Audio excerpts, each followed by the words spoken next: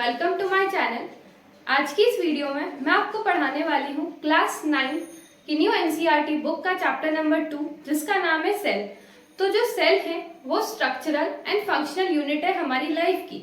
जितने भी living organisms हैं वो सभी सेल से मिलके बने हैं और ग्रुप ऑफ सेल्स मिलकर के टिश्यू बनाते हैं और ग्रुप ऑफ टिश्यूज मिलकर के ऑर्गन बनाते हैं।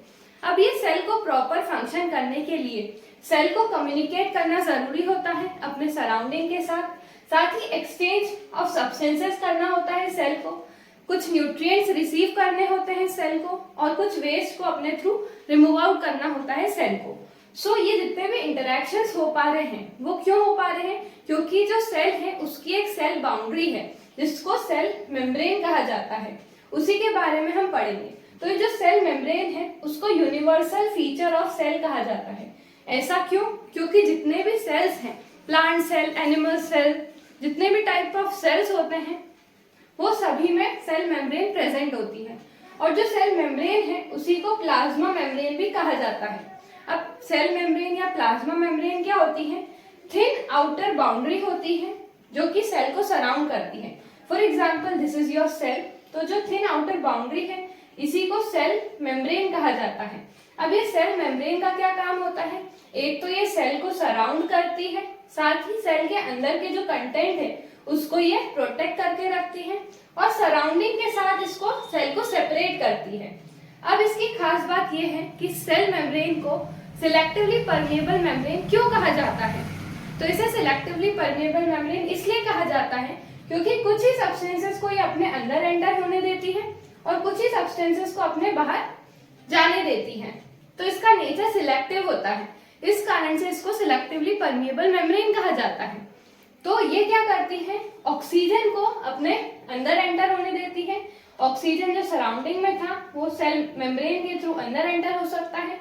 जो कार्बन डाइऑक्साइड प्रोड्यूस हुई है सेल में उसको रिमूव आउट करने का काम भी सेल मेम्ब्रेन करती है और जो हार्मफुल सब्सटेंसेस होते हैं उनको भी ये ब्लॉक कर देती है, अपने अंदर एंटर नहीं होने देती है, सेल के अंदर एंटर नहीं होने देती है। अब अगर हम बात करें सेल मेम्ब्रेन के स्ट्रक्चर की, तो जो सेल मेम्ब्रेन है उसके स्ट्रक्चर को एक्सप्लेन करता है ये फ्लूइड मोज़ेक मॉडल। ये जो डायग्राम है इसको बोलते हैं फ्लूइड मोज़ेक मॉडल। तो जब सेल मेम्ब्रेन को हम जूम करके देखें तो कुछ इस तरह का स्ट्रक्चर हमको दिखाई देता है। हमने ये सेल मेम्ब्रेन का इतना सा जो पार्ट है जब उसको देखा तो वो डिटेल स्ट्रक्चर उसका ऐसा दिखाई देता है।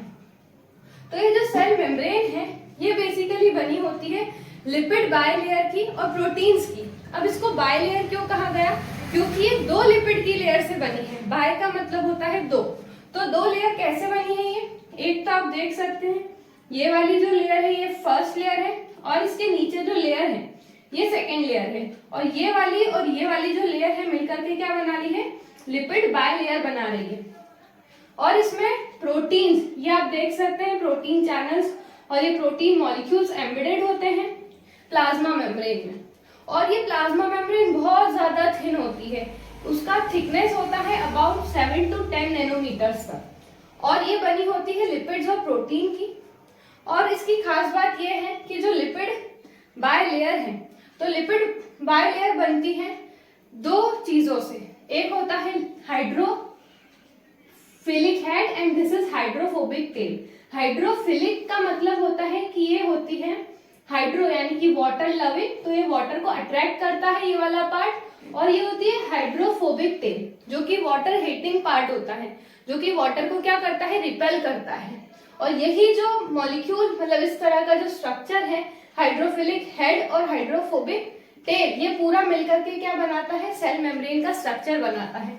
यहाँ आप देख सकते हैं ये वाला जो स्ट्रक्चर है, ये जो पार्ट है इधर वाला ये पूरा जो है हाइड्रोफिलिक पार्ट है एंड यहाँ नीचे बाहर की तरफ भी हाइड्रोफिलिक पार्ट होता है और अंदर जो ये टेल्स नजर आ रही है वो होती है हाइड्रोफोबिक टेल। तो ये स्ट्रक्चर होता है सेल मेम्ब्रेन का जिसके थ्रू सब्सटेंसेस सेल के अंदर आ पाते हैं और बाहर जा पाते हैं और इसका नेचर होता है सिलेक्टिव। अगर आपको डिटेल्ड वीडियो देखनी है तो वो ऑलरेडी चैनल पे अपलोडेड है जिसमें मैंने एनसीईआरटी को लाइन बाय लाइन एक्सप्लेन किया है, तो उसकी लिंक आपको डिस्क्रिप्शन बॉक्स में मिल जाएगी, वहां जाकर के आप चेकआउट कर सकते हैं। और इस चैप्टर के एनसीईआरटी सॉल्यूशन वीडियो भी अपलोडेड है, उसको भी जाकर के आप जरूर चेकआउट करना। Thank you.